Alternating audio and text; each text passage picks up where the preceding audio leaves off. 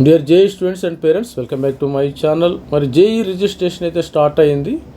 మరి 23 నుంచి అందరూ కూడా అప్లై చేస్తున్నారు అనుకుంటున్నాను. మరి రిజిస్ట్రేషన్ ప్రాసెస్ ఎలా ఉంటుంది, అదేవిధంగా ఏ సర్టిఫికెట్స్ అప్లోడ్ చేయాలి, మరి జేఈ అడ్వాన్స్డ్ క్వాలిఫై అయ్యాలంటే మినిమం క్వాలిఫైయింగ్ మార్క్స్ ఎలా రావాలనేది వీడియోలో చూద్దాం. వీడియోని అయితే లైక్ చేయండి, షేర్ చేయండి, సబ్స్క్రైబ్ చేసుకోండి. ప్రతి ఒక్కరు కూడా సబ్స్క్రైబ్ చేసుకోండి. ఇది మీరు డైరెక్ట్గా జేఈ మెయిన్ 2026 క్వాలిఫైడ్ స్టూడెంట్స్ మరి సెలెక్ట్ చేసుకుని మీరు రిజిస్ట్రేషన్ అయితే చేసుకోవచ్చాము.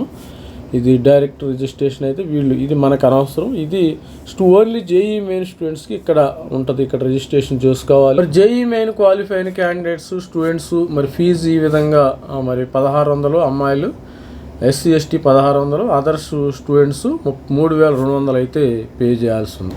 మరి క్వాలిఫికేషను ఎలిజిబిలిటీ క్రైటీరియాను వీళ్ళు మాత్రమే మరి దీనికి అప్లై చేసుకోవాలము. ఎందుకంటే స్టూడెంట్స్ అందరూ కూడా 2.5 లక్షల మంది 2,50,000 మందిని జేఈ మెయిన్ నుంచి జేఈ అడ్వాన్స్కి మరి అలో చేస్తూ జరుగుతుంది.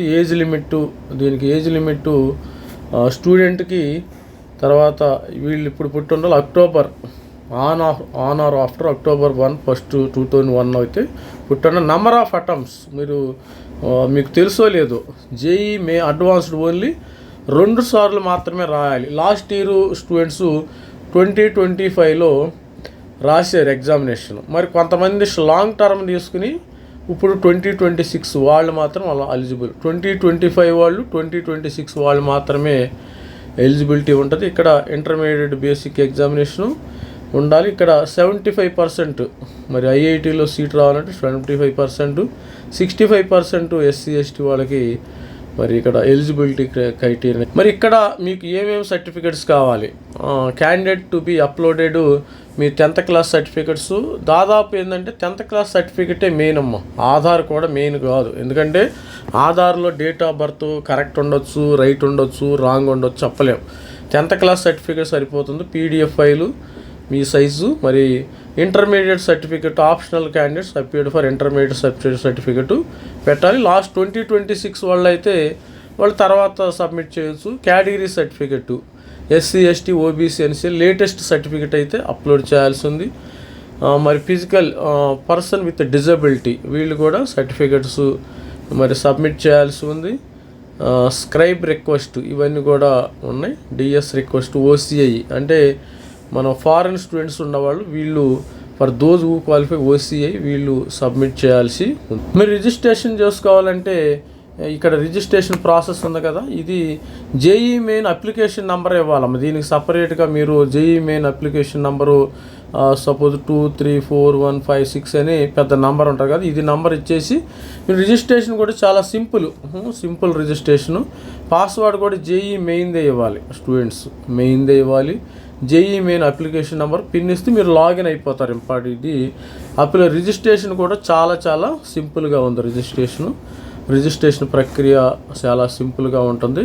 మీరు ఈ విధంగా రిజిస్ట్రేషన్ చేసుకుని మీరు ఫీజు పేమెంట్ చేసేసి తర్వాత సర్టిఫికెట్స్ లోపల అప్లోడ్ చేయడం అనేది చాలా సింపుల్ ప్రాసెస్ ఇదైతే రిజిస్ట్రేషన్. మరి జేఈ మెయిన్ క్వాలిఫై అయ్యాలంటే మనకి మినిమం క్వాలిఫైయింగ్ మార్క్స్, అసలు మినిమం మార్క్స్ ఎన్ని రావాలో కూడా ఒకసారి మనకి ఈ విషయాలు బ్రోచర్లో కూడా ఇచ్చారు. ఇది ఒకసారి చూద్దాం. మినిమం క్వాలిఫైయింగ్ మార్క్స్ ఎన్ని రావాలి మీ అందరికీ తెలుసు. మనకి పేపర్ 1 ఉంటుంది, పేపర్ 2, పేపర్ 1 ఉంటుంది, paper 1, paper 1, paper 1, paper 2. Paper 1 వచ్చి మనకి 17వ తారీఖుని 9వ తారీఖు 9 to 12 జరిగిద్ది ఎగ్జామినేషను. పేపర్ 2 వచ్చి 2:30 to 5:30. ప్రతి ఒక్కళ్ళు కూడా 2 పేపర్లు మరి రాయటానికి వెళ్ళండి. ఒకటి రాస్తాను నాకు పని ఉందంటే కుదరన బేరం ఇది. ఇక్కడ appearing in both class compulsory. 2 కూడా P1, P2 2 కూడా అప్లై చేయాలి. మీరు ఒకటి రాసి చూస్తే మిమ్మల్ని డిస్క్వాలిఫై చేస్తారు, దానిలో no problem. It may be noted examination even declared in public holiday. ఎందుకంటే సండేనే వస్తుంది అలా ఇబ్బంది. ఇక్కడ చూసినట్టయితే there will be waiting only candidate who secure minimum marks వచ్చిన వాళ్ళకి ర్యాంక్ ఇవ్వబడుతుంది. Rank and subject each subject minimum marks in each subject and also aggregate will be included in the rank list. The minimums prescribed minimum marks అయితే రావాలి. ఇక్కడ CRL మరి OC open స్టూడెంట్స్కి minimum each subject మొత్తం మనకి 360 మరి P1లో 180 మార్కులు, P2 ఓవరాల్గా మనకు 360. ఈచ్ సబ్జెక్ట్లో మ్యాథమెటిక్స్ 120 మార్కులు, ఫిజిక్స్ 120 మార్కులు, కెమిస్ట్రీ 120 మార్కులు, ఈ విధంగా రావాలి స్టూడెంట్స్కి. ఈ విధంగా పర్సంటేజ్లో మరి వీళ్ళు ఇచ్చిన యూజర్ గైడ్ ప్రకారం ఈ విధంగా రావాలి. మరి తర్వాత ఏమైనా వస్తాయో లేదా అసలు ఎన్ని మార్క్స్ రావాలో ఒకసారి చూద్దాం. మొత్తం 360కి ఎన్ని రావాలి మన దగ్గర. ఇక్కడ క్యాలిక్యులేషన్ వేయటం అయితే జరిగింది. మనకి మ్యాక్సిమం మార్కులు 360. సిఆర్ఎల్ ఈచ్ మరి 10% అమ్మ. 10%లో మనకి 120లో 10% అంటే 12 మార్కులు రావాలి. మినిమం పర్సంటేజ్ ఆఫ్ మార్క్స్ వచ్చేసి 126 మార్క్స్ రావాలి. తర్వాత ఈడబ్ల్యూఎస్ ఓపెన్ ఎన్సిఎల్కి ఈచ్ సబ్జెక్టులో మ్యాథ్స్లో 10.8, ఫిజిక్స్ 10.8, ఈచ్ సబ్జెక్టులో 10.5 మార్కులు రావాలి. తర్వాత 113 మార్క్స్ రావాలమ్మ మిగతా స్టూడెంట్స్ అయితే. అగ్రిగేట్లో 113, అగ్రిగేట్లో 126. ఎస్సీ స్టూడెంట్స్కి అయితే 6 మార్కులు రావాలి. ప్రతి సబ్జెక్టులో 6 మార్కులు రావాలి. ఇక ఓవరాల్గా మినిమం అగ్రిగేట్ మార్క్స్ వచ్చి 63 మార్కులు రావాలి స్టూడెంట్. ప్రిపరేటరీ స్టూడెంట్ మరి రావాలంటే ఇది ఎస్సీ ఎస్టీకి ఇస్తారు. అదేవిధంగా జనరల్ స్టూడెంట్స్లో పీడబ్ల్యూడి, ఓబీసీ పీడబ్ల్యూడి, మరి ఈడబ్ల్యూఎస్ పీడబ్ల్యూడి ఆ విధంగా ఇవ్వటం అయితే జరుగుతుంది. ఇది మినిమం కట్ ఆఫ్ మార్క్స్ అయితే ఈ విధంగా రావాలి స్టూడెంట్స్. మరి లాస్ట్ ఇయర్ 2025 అడ్వాన్స్డ్కి అయితే స్టూడెంట్స్ ఈ విధంగా తగ్గించారు. వాళ్ళు ముందుగా 2025 బ్రోచర్లో కూడా ఇచ్చారు, తర్వాత మార్చేసారు. ఇది కూడా మార్చవచ్చు. ఇప్పుడు ఇది మరి స్టూడెంట్స్ ఏ విధంగా పెర్ఫామ్ చేస్తున్నారు అనే దాని మీద ఆధారపడింది. కామన్ ర్యాంక్ లిస్టులు 7 మార్కులు ఇచ్చారు. ఇది లాస్ట్ మనకి రిజల్ట్స్ వచ్చే టయానికి ఇది ఇచ్చారమ్మ, గుర్తుపెట్టుకోండి స్టూడెంట్స్. నేను ముందు చూపించింది ఇప్పుడు యాజ్ ఆఫ్ నో బ్రోచర్లో ఉండాలి. లాస్ట్ ఇయర్ ఇది రిజల్ట్స్ వచ్చే టయానికి మరి వీళ్ళు 10 మార్కుల్ని 7 మార్కులు చేశారు. సిఆర్ఎల్ 7 మార్కులు చేశారు మినిమం సబ్జెక్టులు. అగ్రిగేట్లో 74 మార్కులు, ఓబీసీ ఎన్సిఎల్లో 6 మార్కులు, ఈడబ్ల్యూఎస్ 6. తర్వాత మినిమం అగ్రిగేట్ మార్కులు 66 ఇద్దరికి, ఓబీసీ ఎన్సిఎల్ ఈడబ్ల్యూఎస్. ఎస్సీ ఎస్టీకి 37 మార్కులు మినిమం. ఈ 37 పైన ఉన్న వాళ్ళకి ర్యాంక్స్ అయితే ఇచ్చారు స్టూడెంట్స్. ఈ విధంగా అయితే మరి తగ్గించేసారు. లాస్ట్ ఇయర్ స్టూడెంట్స్ సరిగ్గా రాయలే, అడ్వాన్స్ ఎగ్జామినేషన్ రాయలేదు.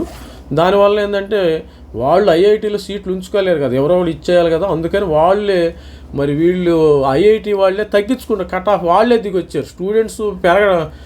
స్టూడెంట్స్ పెంచలా, వీళ్ళే వెనక్కి వచ్చేసి కట్ ఆఫ్లు తగ్గించి వీళ్ళకి సీట్స్ ఇవ్వటం జరుగుతుంది. మరి ఈసారి స్టూడెంట్స్ ఏ విధంగా పెర్ఫామ్ చేస్తారనేది మనకు తెలియదు. ఇది 10 మార్కులకి వెళ్ళిద్దా, తర్వాత ఇది 8 మార్కులకి వెళ్ళిద్దా మనకు తెలియదు. ఇది 126 మార్క్స్ ఇచ్చారు. మరి దానిలో ఇవ్వటం అయితే 126 మార్క్స్ ఇచ్చారు. ఇది 113 మార్కులు ఇచ్చారు. ఇది 54 మార్కులు. ఈ విధంగా మార్కులు అయితే రావటం అయితే జరిగింది. ఇది స్టూడెంట్స్ ఓవరాల్గా మరి చూద్దాం. స్టూడెంట్స్ యొక్క ఈ కట్ ఆఫ్ అనేది స్టూడెంట్ యొక్క పర్ఫార్మెన్స్ మీద ఆధారపడి ఉంటుంది. All the best. ప్రతి ఒక్కళ్ళు రాయండి, కష్టపడి రాయండి. ఐఐటి కూడా వస్తుంది, ఇబ్బంది ఏమీ లేదు. నాకు జేఈ వచ్చింది, ఐఐటి వస్తుందా రాదని డౌట్తో రాయొద్దు, హ్యాపీగా రాయండి. All the best. Thank you, by.